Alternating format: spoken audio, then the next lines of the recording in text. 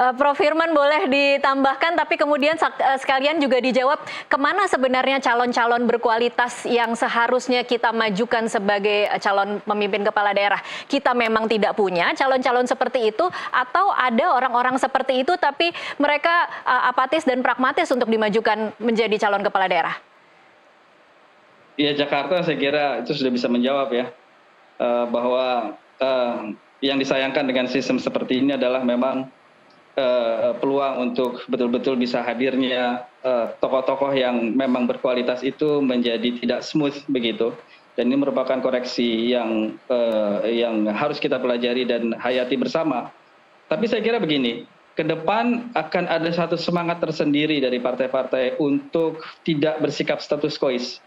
Apa yang terjadi hari ini kan merupakan refleksi atau konsekuensi dari aturan yang memang menyebabkan partai ini agak tertahan untuk betul-betul bisa bergerak, karena toh mungkin dalam bayangan mereka untuk bisa mencalonkan itu bukan suatu pekerjaan yang mudah.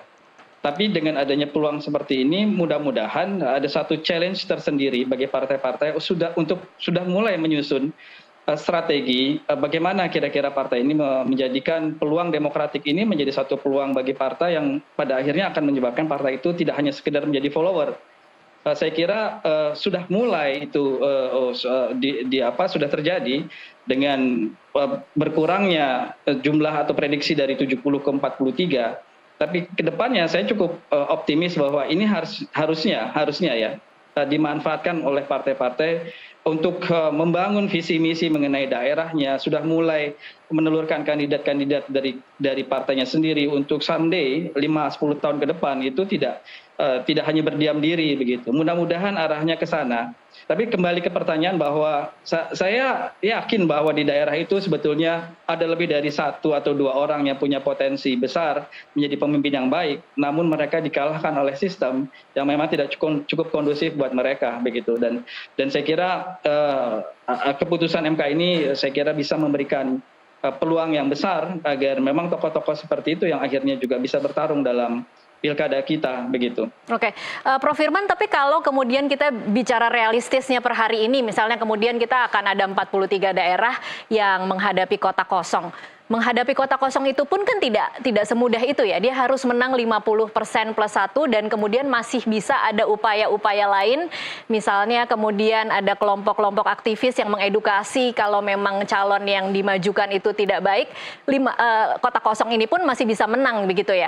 Jadi artinya kan sebenarnya masih ada peluang ya untuk kemudian kita benar-benar kembali lagi menegakkan demokrasi. Ya, saya kira ya di 2018 pun di Makassar telah menunjukkan hal itu. Ya. Dan saya menjadi ingat bahwa yang bisa mengalahkan oligarki dan dinasti politik itu adalah rakyat itu sendiri sebetulnya. Jadi memang bukan siapa-siapa, hanya saja memang ada syarat di situ, ada syarat dan ketentuan yang berlaku di mana memang masyarakatnya sendiri itu harus sadar politik, artinya literasi politik harus tinggi, edukasi politik harus dibenahi, sehingga mereka bisa melihat secara objektif mana memang yang mereka layak untuk pilih begitu ya. Dan juga yang terpenting adalah secara real, masalah kemandirian ekonomi ini juga sangat penting. Saya kira tidak ada demokrasi yang betul-betul bisa berjalan sejauh ada ketimpangan dari sisi ekonomi begitu. Dan ketimpangan ekonomi itu selalu menjadi sasaran empuk para oligark untuk kemudian akhirnya membeli suara yang bisa mendukung kemenangan bagi tokoh-tokoh yang memang sudah didukung oleh oligark begitu. Karena memang menurut Dewi misalnya demokrasi itu bisa berjalan kalau tingkat pendidikan dan juga kemandirian antara mereka yang menjadi pemimpin dan yang dipimpin itu tidak terlalu jauh begitu.